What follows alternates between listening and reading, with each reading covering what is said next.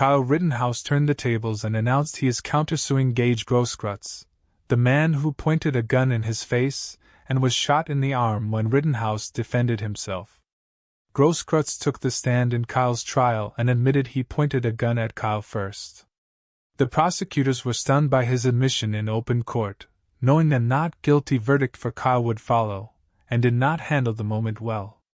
Grosskreutz then sued Kyle for emotional distress, humiliation, loss of enjoyment of life, and other pain and suffering on all claims.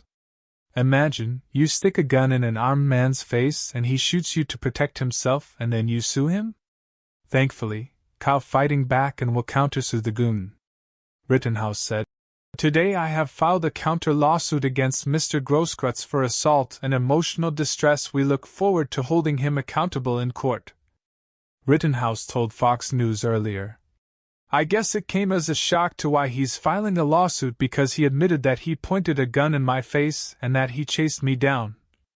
Grosskreutz lawsuit says, "Astonishingly, the Kenosha Police Department, Kenosha County Sheriff's Department, their supervising officials and police officers, and law enforcement officers from surrounding communities did not treat defendant Rittenhouse or any of the other armed individuals patrolling the streets as a threat to the safety of themselves or the citizens they were sworn to protect.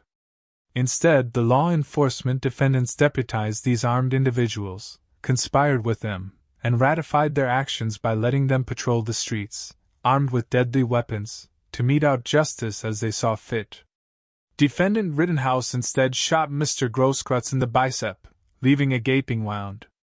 Thankfully, Mr. Grosskreutz did not die that day. But he must live with the physical and emotional wounds inflicted by defendant Rittenhouse and the defendants who deputized and enabled him. The conduct of the defendants in this case directly caused Gaige Grosskreuz's injury," the lawsuit says.